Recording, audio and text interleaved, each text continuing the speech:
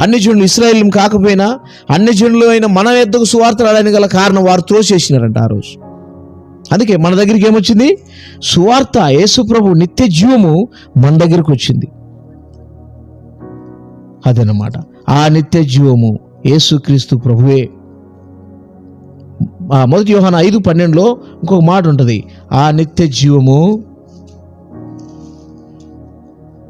5:12 దేవుని కుమారుని అంగీకరించువాడు నిత్య జీవం గలవాడు, దేవుని కుమారుని అంగీకరింపని వాడు జీవము లేనివాడు.